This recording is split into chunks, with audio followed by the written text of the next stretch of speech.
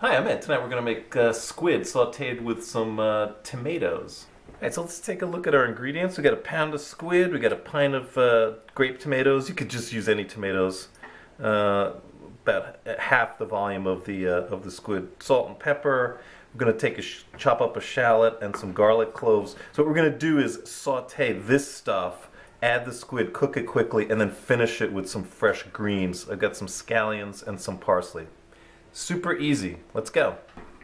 Squid is one of those dishes where everything's in the prep. You got to clean these guys. They usually come pretty clean, but sometimes they leave in the little, there's like a little, almost like a bone. It's not really a bone, but you got to take that out. And then, since we're just going to saute it, I'm going to cut it into little 1/4-inch rings. If I was grilling them, I'd probably leave them whole. And then I just check the tentacles part. I like to mix tentacles. I like to have the mixture of the rings and the tentacles. The little beak is usually right here, and it's a little hard piece, so I like to cut that out and just leave it on the side. So I'm just going to do that with the rest of the squid, and then we'll be ready to throw everything in the pan, and it cooks very, very fast. So we'll meet you back at the pan.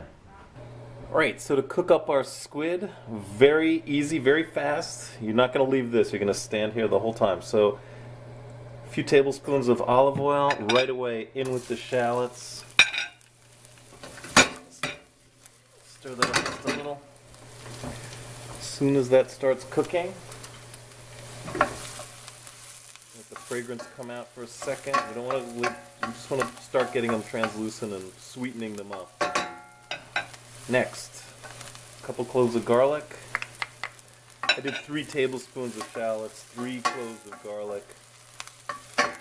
And again, I don't want to really cook this. I just want to start getting them translucent. And then tomatoes, which I have. I had a bunch of grape or cherry tomatoes. You just chop up some regular tomatoes, that's fine.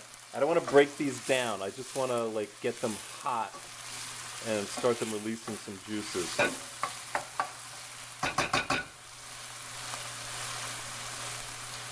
Just a few seconds, maybe 30 seconds. Might not be a bad time to add a little salt and pepper.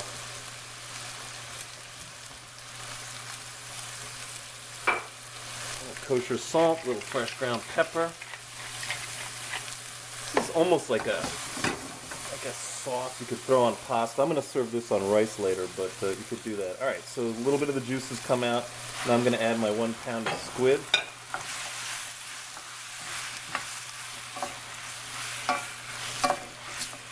Could add a little liquid right here to help them cook, either some white wine or some chicken stock.